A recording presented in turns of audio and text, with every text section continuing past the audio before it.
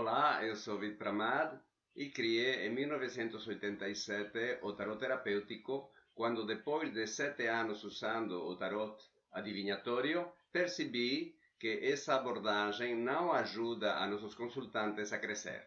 O tarot terapêutico trabalha para ajudar a pessoa a sair do sofrimento e atingir a plenitude do ser. Finalmente, para que estamos aqui? Senão para nos tornarmos totalmente o que somos. O sofrimento maior vem de não conseguir desenvolver e manifestar o que no fundo somos, e não de não ser o que gostaríamos de ser, ou de não ser o que os outros gostariam que fôssemos, ou até de não ser o que achamos que deveríamos ser. Em suma, a raiz do sofrimento está na desconexão com nosso ser, o eu verdadeiro, que podemos chamar também de essência. Quando isso acontece, o sistema imunológico, aquele que fala eu no corpo, fica deprimido e ficamos doentes muito mais facilmente. Se afastando-nos de nosso verdadeiro eu, nos forçamos a fazer o que pouco ou nada tem a ver conosco, criamos tensões e estresse, que tem uma série de efeitos colaterais no corpo, na psique e no bolso. Nos tornamos mais vulneráveis a impactos emocionais. Construímos uma personalidade falsa, o ego, uma estrutura formada por uma coletânea de padrões de comportamento importados. Esse ego pode ser mais glorioso ou mais sofrido, mas em ambos casos transforma tudo do que se alimenta em lixo e compulsivamente anda por aí comparando-se com os outros. Desconectando-nos de nosso ser, acabamos escondendo talentos potenciais e outras características nossas que desde a sombra nos manipulam através das projeções. Então, definição do tarot terapêutico. É um instrumento de autoconhecimento que trabalha na luz, procurando que a pessoa se reconecte com a sua essência, e na sombra, identificando e ajudando a entender e desativar padrões de comportamento que impedem a realização integral do indivíduo. Uma boa maneira de entender o que é o tarot terapêutico é compará-lo com outras abordagens do tarot. Existem basicamente três maneiras de trabalhar com o tarot, que são o adivinatório, o de conselho e o de autoconhecimento, dentro do qual está o tarot terapêutico. Vejamos nesta tabela quais são suas diferenças em relação a uma série de pontos. Em primeiro lugar, o objetivo. O objetivo do tarot adivinhatório é revelar o futuro para o consultante. O objetivo do tarot de conselho é ajudar a pessoa a resolver seus problemas ou questões, geralmente relacionadas à saúde, trabalho, dinheiro e amor. O tarot terapêutico visa ajudar a pessoa a ser mais ela mesma. O indivíduo não é uma soma de questões. Como eu disse antes, a grande maioria, para não falar todos os problemas, dificuldades e frustrações que aparecem na vida, tem uma raiz, a desconexão com o nosso verdadeiro eu e um propósito: ajudar-nos a crescer. Como podem ver no vídeo, cujo link está na parte inferior da imagem, que afirma que atraímos o que precisamos para crescer. Por exemplo, se alguém para crescer precisa superar suas dificuldades internas para dizer não, atrairá propostas cada vez mais inaceitáveis. Então, por que não ir à raiz, fazendo que nosso objetivo seja ajudar a pessoa a se conectar mais com ela mesma, a ser mais ela mesma, isto é, a crescer? Podemos dedicar muitas sessões de tarô para ajudar a pessoa a driblar os obstáculos que impedem atingir seus objetivos, sejam profissionais, econômicos ou amorosos. Mas enquanto ela não se sintonize com ela mesma, enquanto esses objetivos sejam viagens do ego ou masturbações da mente, novas dificuldades e problemas sempre aparecerão. Em segundo lugar, o centro. Para o tarot adivinatório, o centro da consulta são as situações que vão acontecer. Para o tarot de aconselhamento, são os problemas ou questões que o consultante traz, enquanto que para o tarot terapêutico, o centro é o indivíduo que vive esses problemas. Em terceiro lugar, o procedimento. O tarot divinatório funciona respondendo a perguntas. O tarot de conselho geralmente também. embora pode trabalhar sem perguntas. No tarot terapêutico não se fazem perguntas, não há necessidade. Um tarot adequado, se bem magnetizado pelo consultante, acessa regiões mais profundas do inconsciente que a pessoa não percebe, e indo na raiz de suas dificuldades, o consultante obtém respostas às suas perguntas num nível mais profundo, de modo que quando terminar a consulta e perguntamos se tem alguma pergunta, em 99% dos casos ele diz não. Em quarto lugar, o conceito de destino. Para o tarot adivinatório, o destino está escrito Maktub, pois podemos ler o futuro da pessoa nas cartas. Para o tarot de conselho, podemos mudar nosso destino enquanto tomarmos as ações corretas. Para o tarot terapêutico, o destino é o retorno da inconsciência. Quando, para crescer, precisamos tornar consciente algo inconsciente, por exemplo, identificar um padrão de vítima como primeira etapa para desativá-lo, vamos atrair sádicos que se regozijarão, levando até limites insuportáveis essa atitude. No momento em que identificamos o padrão, descobrimos suas origens e consequências em nossa vida e o desativamos, não atrairemos mais sádicos e diremos: o meu destino mudou. Houve mudanças externas porque houve mudanças internas. Ou, em outras palavras, sem mudanças internas não há mudanças externas, mas a repetição das mesmas circunstâncias, e a essas circunstâncias chamaremos de destino. E, finalmente, responsabilidade versus liberdade. Se o destino está escrito, não importando o que fazemos ou deixemos de fazer, não importando se tomamos consciência ou não daquilo que somos realmente e daquilo que nos dificulta ser o que somos, pois, inexoravelmente, determinadas situações vão acontecer, então não somos responsáveis pela nossa vida. A responsabilidade fica nas mãos de terceiros.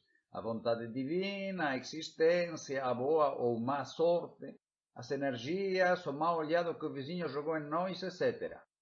Dando assim continuidade àquela atitude infantil em que dependíamos totalmente daqueles gigantes todo-poderosos que eram nossos pais.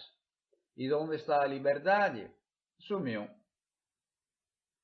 Para o tarot de conselho, somos responsáveis pelas nossas decisões que obviamente têm consequências. O tarot terapêutico dá um passo à frente e afirma que somos responsáveis por nossas decisões e também por tudo o que atraímos. Para trabalhar melhor com o tarot terapêutico, desenvolvi um sistema de leitura ressignificando as posições da cruz celta tradicional e a chamei leitura terapêutica.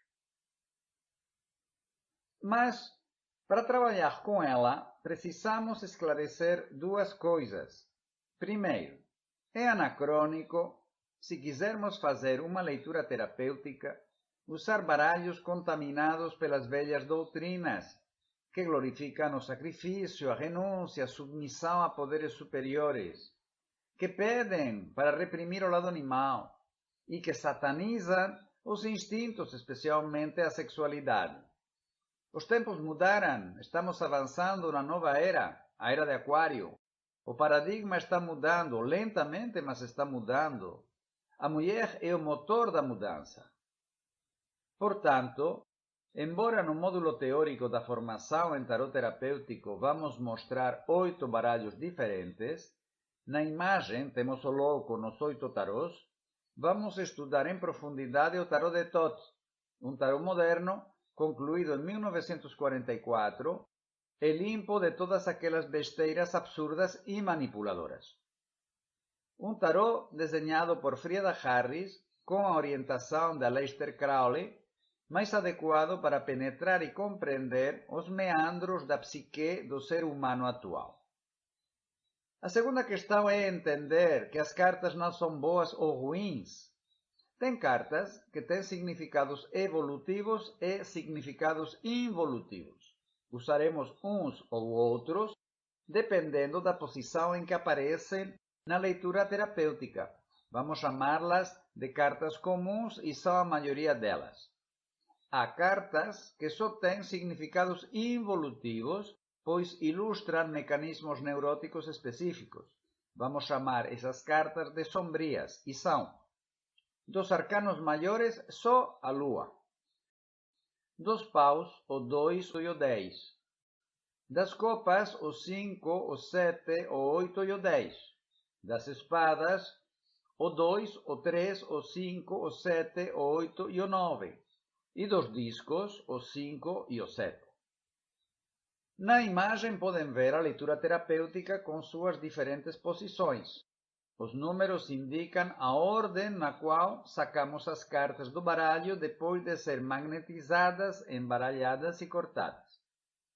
As cartas nas posições 1 e 2 são chamadas na cruz celta tradicional e na leitura terapêutica de cartas do momento atual. Na cruz celta é a cruz dinâmica, um par de forças cuja resultante energiza a vida da pessoa. A primeira carta mostra situações que ajudam a pessoa a avançar em direção a seus objetivos, e a segunda mostra situações que atrapalham esse progresso. Na leitura terapêutica, onde estamos interessados nas questões internas, se aparecer uma carta comum, a interpretaremos no aspecto evolutivo. Diremos que a pessoa sente o impulso interno de tomar a atitude ilustrada pela carta em seu aspecto evolutivo. Por exemplo, a fortuna, ou roda da fortuna, indica que a pessoa sente o impulso de aventurar-se, expandindo seus horizontes. Se vem uma carta sombria, diremos que a pessoa está se tornando consciente do mecanismo ou padrão neurótico ilustrado pela carta. Por exemplo, se tivermos um 3 de espadas aqui, diremos que o consultante está percebendo a vulnerabilidade que tem ao abandono, à rejeição e à culpa.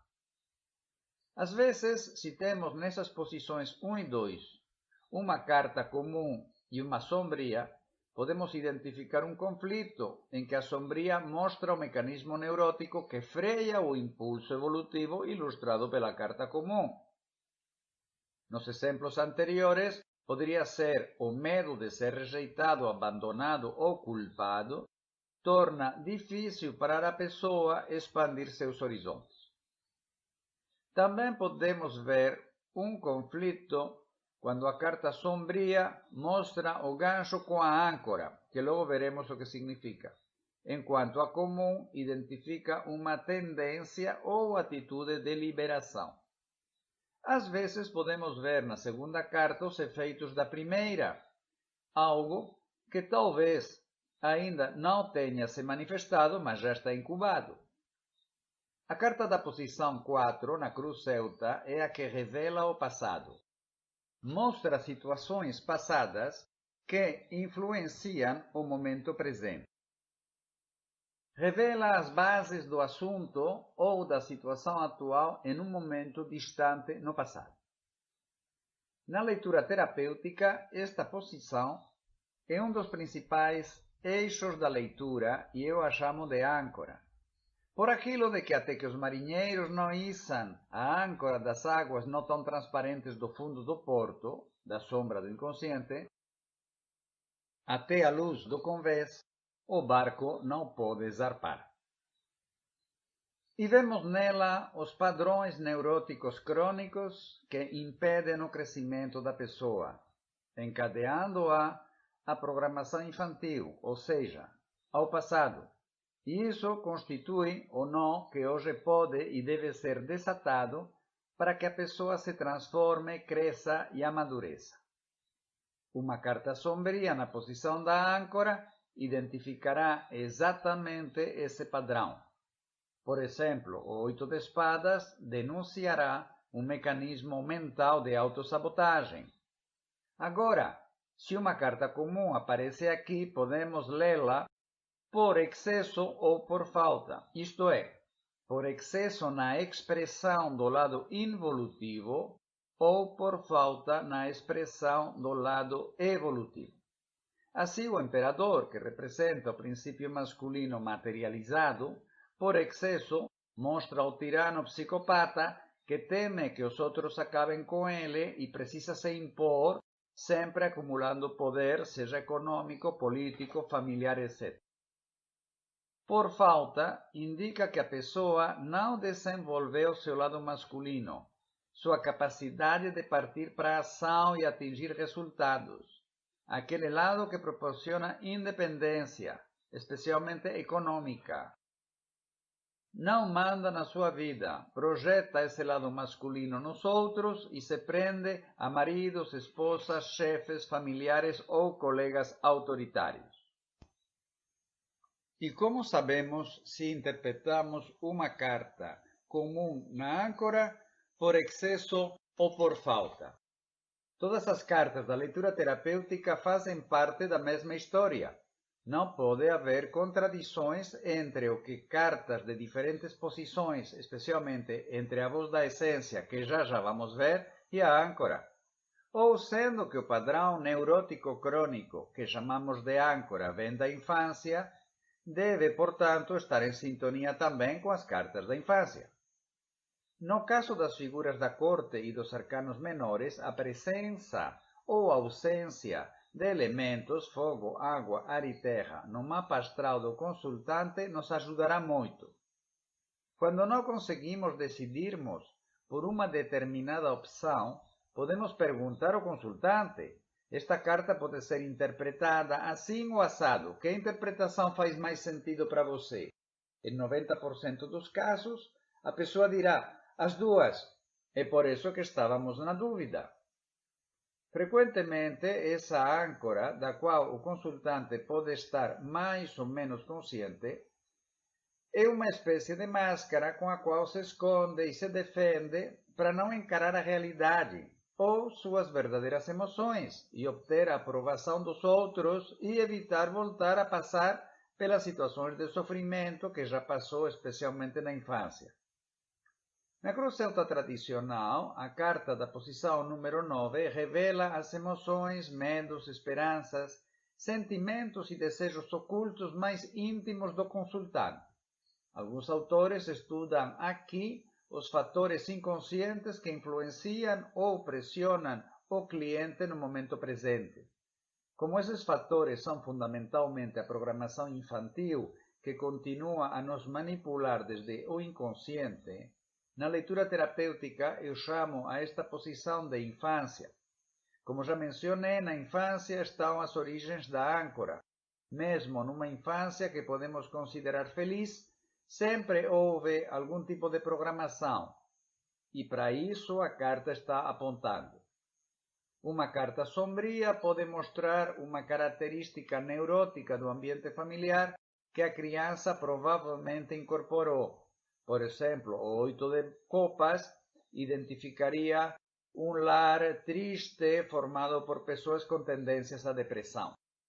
Também pode mostrar um padrão imposto de cuja introjeção depende a aceitação da família. Por exemplo, o 2 de espadas revela que, para ser aceita, a criança tinha que obedecer e fechar o bico. Não podia dizer não, nem perguntar por quê.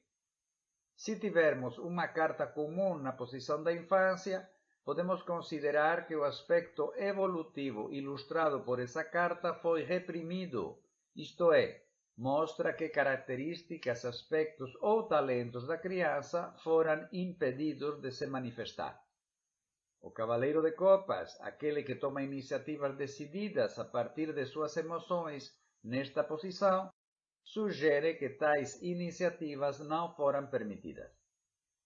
Em alguns casos, será o aspecto involutivo de uma carta comum que a criança teve que incorporar ou estimular exageradamente para ser aceita. Por exemplo, com o mago, pode indicar que a criança foi instigada a ficar o tempo todo em ação, desenvolvendo a mente precocemente. Tinha que mostrar-se muito inteligente, extrovertida e comunicativa para ser aceita. Na posição número 8, tanto na cruz celta tradicional quanto na leitura terapêutica, vemos os relacionamentos amorosos. A Cruz Celta mostra como está o relacionamento amoroso e suas tendências.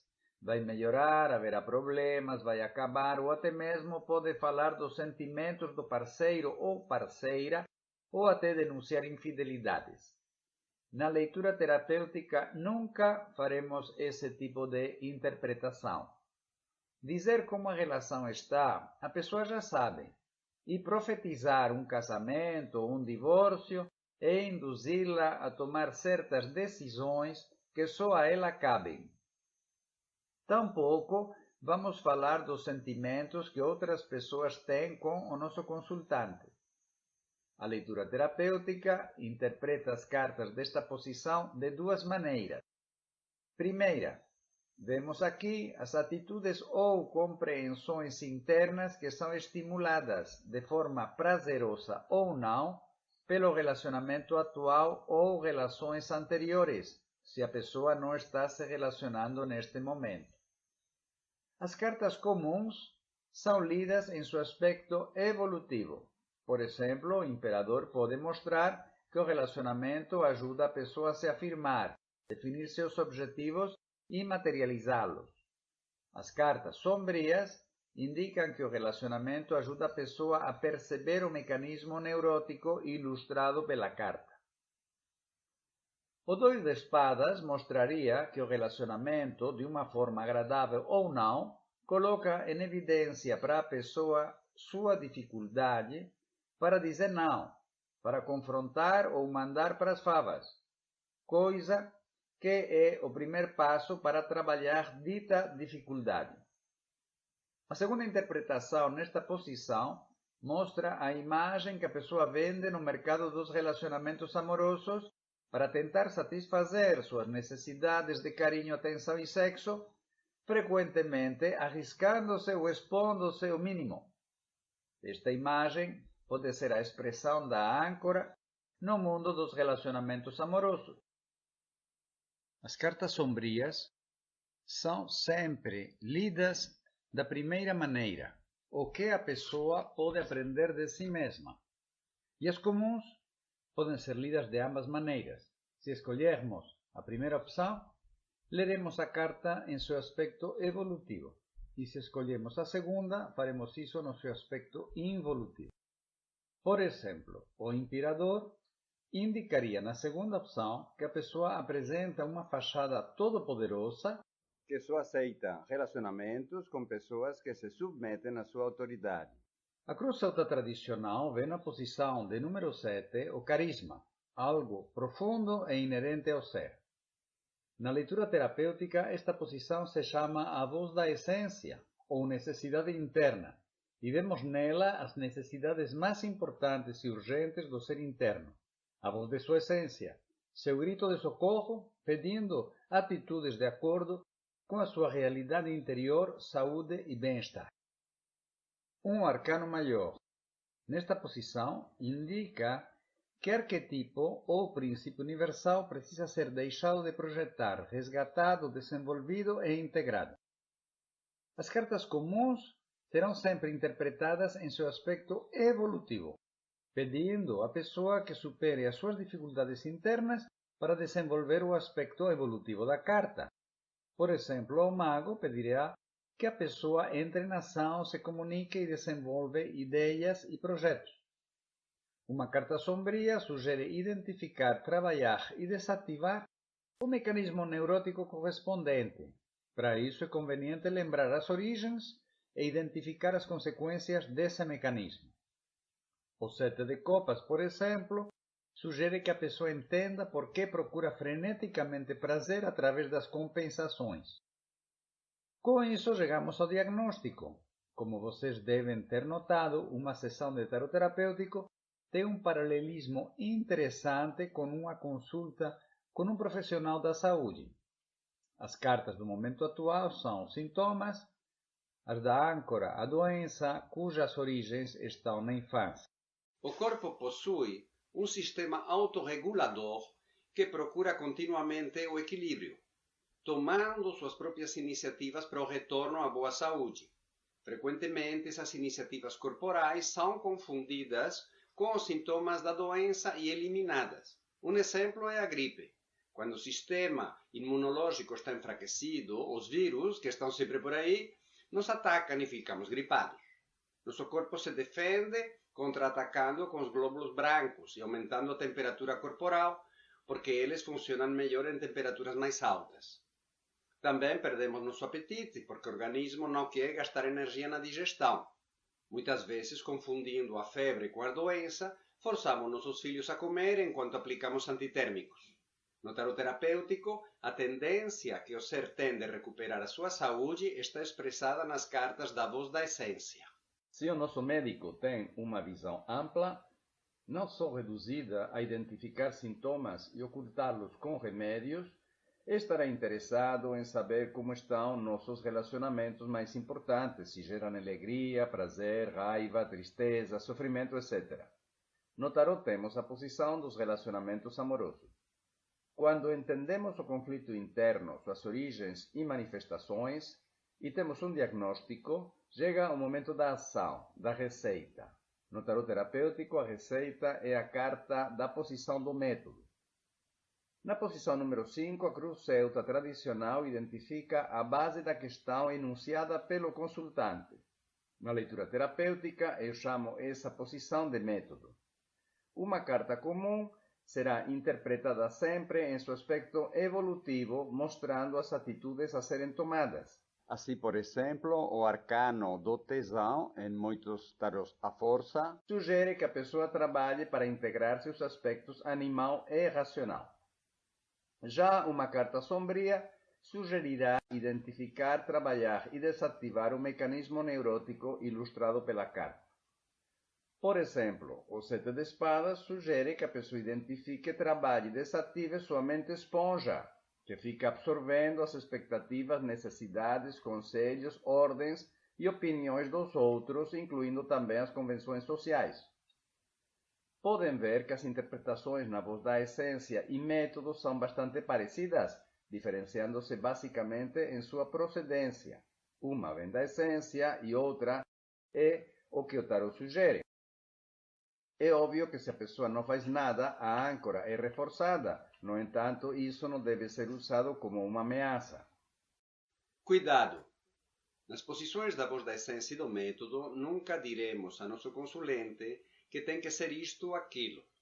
É antiterapêutico falar: você tem que ser mais amorosa, mais tolerante, mais simpática ou menos briguenta, ciumenta ou impulsiva. Pois se ela faz isso na marra, ela acabará criando e reforçando justamente a qualidade oposta, de acordo com a lei do pêndulo. Além disso, se ela reprime um aspecto seu, ele vai para a sombra e de lá manipula continuamente e talvez um dia exploda. Terapêutico seria pedir à pessoa para identificar as dificuldades internas que não lhe permitem ser amorosa, tolerante, etc. Terapêutico seria pedir à pessoa que identifique por que certas situações ou pessoas a levam a ficar roxa de raiva, a crises de ciúmes ou explosões. Terapêutico é tentar desativar as causas de determinados comportamentos que levam ao sofrimento e não fazer um esforço para desenvolver uma conduta que parece ser mais adequada. Também devemos ter cuidado para não colocar o método como uma ordem, pois nosso consulente pode sair do consultório falando: eu vou fazer isso porque o tarólogo mandou, acabando assim com a qualidade terapêutica da consulta, cujo primeiro requisito é que o consultante se torne plenamente responsável por sua vida e suas decisões. Ele deve entender, a partir do que já foi dito no diagnóstico, que é necessário fazer ou deixar de fazer o que é sugerido no método. Após a prescrição da receita, o médico ou a médica avaliará a evolução de nosso quadro clínico, o caminho de recuperação da saúde e quais são os resultados que podemos esperar. Isso é mostrado na leitura terapêutica pelas cartas das posições 6, 3 e 10. A cruz celta vê o futuro na posição número 6. A leitura terapêutica vê o caminho de crescimento, isto é, o caminho que está por trás da porta, que se abre com as chaves que apareceram nas cartas anteriores. Em hipótese alguma, iremos ler estas cartas como o que irá inexoravelmente cair de paraquedas na nossa vida. É importante que o consultante entenda que seu destino esteve, está e estará nas suas mãos, e com atenção, intenção e conexão consigo mesmo, pode mudar a sua vida. E falo hoje porque se essa pessoa espera meses para começar a se trabalhar, ninguém garante que o que apareceu no caminho de crescimento fique lá esperando por ela. As cartas comuns sempre serão lidas no caminho de crescimento em seu aspecto evolutivo, indicando que a pessoa está começando a desenvolver as qualidades de dita carta. Por exemplo, o Cavaleiro de Copas mostra que a pessoa, como consequência do uso das informações e orientações dadas pelas cartas das posições anteriores, começa a tomar iniciativas claras e decididas a partir de suas emoções. As cartas sombrias nesta posição indicam que a pessoa tomou conhecimento do padrão neurótico ilustrado pela carta e que o mantinha prisioneiro, e está começando a trabalhá-lo e desativá-lo. Por exemplo, o 9 de espadas mostra que a pessoa percebeu até que ponto estava sendo cruel consigo mesma. Percebe as origens e consequências do mecanismo neurótico e começa a sair dessa. Na cruz celta, a posição número 3 é a coroa, o mais sublime e elevado que o consultante pode atingir. Como isso na abordagem terapêutica fica no lado interno, eu chamo a esta posição de resultado interno, mostrando obviamente o resultado interno de todo o processo. As cartas comuns, que sempre leremos em seu aspecto evolutivo, mostram as qualidades ou potencialidades que, como resultado de todo o processo, foram plenamente desenvolvidas. O imperador indica que a pessoa identificou, trabalhou e desativou as dificuldades internas que tinha para mandar em sua vida, definir seus próprios objetivos e materializá-los. Com as sombrias, vamos ver os mecanismos neuróticos que foram desativados. Por exemplo, o 9 de espadas indica que ela deixou de ser cruel consigo mesma. Na posição número 10, a cruz celta vê o resultado final e a leitura terapêutica o resultado externo. Uma carta sombria indica aqui que o consultante atrai uma situação externa que o leva a encarar internamente o padrão indicado pela carta, dando-lhe assim a chance de desativá-lo. O 5 de copas, por exemplo, indicaria que a pessoa atrai uma situação que envia sua autoestima para o fundo do poço, ajudando-a a identificar os pontos mais vulneráveis de sua autoestima e obrigando-a a trabalhá-los, dando-lhe assim a oportunidade de melhorá-la e, como consequência, reformular seus relacionamentos. Aqui podemos fazer um truque. Colocamos esta carta sombria na posição do método para que a pessoa comece logo a trabalhar esse padrão neurótico, de modo que quando chegue àquela situação, que até pode não chegar, a pessoa esteja mais preparada para aproveitá-la. As cartas comuns sempre serão lidas nesta posição em seu aspecto evolutivo, mostrando a atitude interna com a qual o consultante encara o mundo. Não diz o que fazer, mas a maneira de fazê-lo. Por exemplo, o imperador indica que encara o mundo não só mandando em sua vida, mas liderando outras pessoas e com método e organização necessários para alcançar resultados materiais em suas iniciativas. Como vemos na imagem, podemos sempre, durante a leitura, tirar mais cartas em algumas das posições. Vejamos agora os 5 princípios do tarot terapêutico. Em princípio, esses princípios não têm a ver especificamente com o tarot, mas é importante conhecê-los e aplicá-los se quisermos ler o tarot com uma abordagem terapêutica. O primeiro princípio diz assim: nossas vidas não são o produto das circunstâncias, senão de nossas decisões. Isto é, somos totalmente responsáveis pela vida que vivemos. O primeiro passo na direção do autoconhecimento é parar de culpar os outros e começar a assumir responsabilidade pela nossa vida e nossas emoções. A vida é como uma estrada de 2 mãos. Nós a construímos a partir das decisões que tomamos. quando avançamos na direção de nossos objetivos, a mão de ida, e das decisões em relação à forma como acolhemos o que chega, a mão de volta. Ou como Steve Beckman diz, você fez as suas escolhas e as suas escolhas fazem você. Segundo princípio, tomamos nossas decisões a partir de nossas crenças, assim que podemos concluir que construímos nossas vidas a partir de nossas crenças. Mas tenha cuidado, isso não significa que se eu acredito em algo, isso acontecerá, embora se eu não acredito, é mais provável que não aconteça. Por exemplo, se eu não acho que vou ganhar na loto, nunca vou jogar, e claro, nunca vou ganhar. Mas estando convencido de que vou ganhar, posso passar a vida jogando e não ganhar nunca. As crenças, a diferença do Teorema de Pitágoras, estão cimentadas em emoções. A força de uma crença é proporcional à intensidade da emoção que sentimos quando adquirimos essa crença, geralmente na infância. Seja uma crença inoculada, você tem que acreditar em Deus porque senão você irá para o inferno. Ou uma crença produto das nossas experiências. Uma crença montada em cima de uma viagem do ego, eu sou melhor. Ou uma masturbação mental, eu sou um imã do dinheiro. Sem raízes em emoções profundas, não tem nenhuma força. Se a emoção que sentimos no momento de adquirir ou desenvolver a crença é agradável, a crença permanece no consciente. Se a emoção for desagradável, a crença vai para o baú da sombra do inconsciente, desde onde nos manipula. Por exemplo, se a criança está brincando em silêncio e do nada sua mãe furiosa aparece, repreendendo-a e ameaçando-a, a criança pode desenvolver a crença de que sua mãe a observa para condená-la se ela fizer alguma coisa errada. Essa crença vai para o inconsciente e pode se transformar em o mundo me observa para me condenar se eu fizer algo errado. Imagine que crença polarizante. Se a criança fizer alguma coisa e a mãe aplaude e a abraça, a criança pode desenvolver a crença de que minha mãe está de olho em mim para me aprovar e aplaudir quando eu faço alguma coisa. Essa crença pode virar: o mundo está de olho em mim para aprovar e aplaudir minhas iniciativas.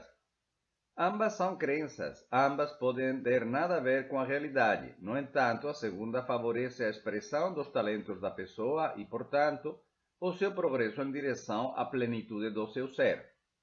O terceiro princípio afirma: o principal obstáculo para atingir a realização em qualquer aspecto da vida somos nós mesmos, isto é, nossa resistência à mudança de crenças e padrões de comportamento que não funcionam. É claro que para que as mudanças aconteçam, precisamos identificar e aceitar essas crenças e padrões para poder compreendê-los, trabalhá-los e desativá-los. O quarto princípio que já mencionei: nós atraímos o que precisamos para crescer, isto é, para nos tornar plenamente o que somos. Não atraímos os caprichos da mente. E esta não é uma lei esotérica, senão biológica. Todo ser vivo, pelo fato de serlo, tem o impulso intrínseco de tornar-se completo. Cada semente que cai no chão tem um impulso de tornar-se uma árvore cheia de frutos que espalha sementes em todo quanto é buraco. Todo bebê tem o impulso de tornar-se um adulto completo, isto é, realizado, frutífero, saudável e feliz. De que morreu fulano? De nada, morreu de velho. O dia anterior estava jogando dominó com os colegas. Assim, por exemplo, se uma pessoa para crescer precisa aprender a se defender, atrairá agressões. Se você tem medo de se aventurar, atrairá situações que o forçarão a fazê-lo. É por isso que é essencial parar de lutar ou vitimizar-se com as situações que não gostamos, especialmente se elas são repetitivas, e perguntar-se o que eu tenho que aprender com essa situação. Esta é a segunda chave da série 5 chaves para o bem-estar que pode ser vista na minha página. E o quinto princípio afirma: cada pessoa carrega dentro de si os potenciais necessários para realizar-se e ser feliz. Ninguém está condenado à miséria ou infelicidade. Ou como o mestre Osho diz, a felicidade e a fortuna são questões de escolha e não de sorte. Ou seja, do nível de consciência com o qual fazemos nossas escolhas. Bem, Agora vou apresentar os tarôs que vamos ver no módulo teórico. De todos os tarots agrupados com o nome de Tarot de Marsella, um tarot que começou a ser publicado nesta cidade francesa a partir de 1604, vamos ver o de Paul Marteau, feito em 1930 em 4 cores para facilitar a impressão mecânica, e o Tarot de Marsella reconstituído por Jodorowsky e Camoin em 1997, depois de um exaustivo estudo de tarots antigos, especialmente de um tarot encontrado em um antiquário da cidade do México. Assim, recuperaram símbolos que haviam sido perdidos com o tempo. Na foto, Jodot e seu gato, e Philippe Camoin posando ao lado de uma máquina de imprimir tarots, pois este homem vem de uma família tradicional de impressores de tarot. Este é o Rider White, de 1910. Rider foi o primeiro editor. Foi pintado por Pamela Colman Smith, Pitchy para os amigos, sob a orientação de Arthur Edward White. Daremos mais atenção ao Tarot de Thoth, elaborado durante 4 anos, no meio da Segunda Guerra Mundial, por Frieda Harris, instruída por Aleister Crowley, e concluído em 1944. Esta imagem mostra os arcanos maiores do tarot mitológico, editado em 1984. Suas autoras são a astróloga Liz Green e a psicoterapeuta junguiana Juliette Charman-Burke. Também é interessante o tarot cósmico, publicado em 1988. Curiosamente, neste tarot, as figuras da corte são atores e atrizes de Hollywood e os arcanos menores mostram cenas de filme. Seu autor é o alemão Norbert Loesche. Em 1994 se publica El Osho Zen Tarot, criado na Escola de Mistérios da comunidade de Osho na cidade hindu de Pune, por Deva Padme, nome Sannyasi de Susan Morgan. E aqui estão os arcanos maiores do tarot experimental, que nasceu em 1995 das mãos de Sanvadu, também discípulo de Osho. Finalmente, não deixa de ser interessante o tarot egípcio, de Jesus Iglesias Janeiro, um espanhol que se estabeleceu na Argentina, editado pela editora Kier de Buenos Aires, em 1954, como ilustração do livro A Cabala da Predição. Depois, a Kier coloca cores, muda nomes e o lança no mercado internacional. É uma pena que os arcanos menores não estejam estruturados em 4 séries. Não veremos com muito detalhe todos os tarôs, mas o suficiente para ver a evolução da carta, como é o caso deste arcano, que nos tarôs mais antigos e alguns modernos, ilustra a velha doutrina de reprimir as chamadas baixas paixões representadas pelo leão. Desde que Freud mostrou que a maioria das neuroses vem da repressão do lado animal, isto é, emoções, instintos, impulsos vitais e necessidades corporais e biológicas, o melhor que podemos fazer com essas doutrinas e as cartas inspiradas por elas é colocá-las nos museus da Era de Peixes para entrar com bases sólidas na Era de Aquário, onde já estamos vendo que a sociedade está se renovando a partir das grandes mudanças que as mulheres estão vivendo e promovendo. Assim, no Tarot de Thoth, este arcano mostra a integração do lado animal com o racional e um novo modelo do feminino, onde a mulher se torna dona de seu corpo, de sua sexualidade, de seu tempo e, finalmente, de sua vida. Estudaremos cada carta com base no seu título, seu número, sua simbologia e a mitologia, alcançando assim o seu significado geral e, em seguida, desdobrando este significado em cada uma das posições da leitura terapêutica. O livro de apoio para este módulo é o Curso de Tarot e seu uso terapêutico, publicado no Brasil, Portugal e México. Sua última edição, de finais de 2017, engordou e foi transformada em 2 volumes, Formação em Tarot Terapêutico, volume 1, Arcanos Maiores, e Formação em Tarot Terapêutico, volume 2, Arcanos Menores, que estão disponíveis comigo em cores em PDF e também em preto e branco com a Amazon, tanto como e-book como em papel. Com isto, terminamos a primeira aula do módulo teórico. Muito bem, espero que tenham gostado do vídeo. Muito grato pela atenção. Grande abraço. Namastê.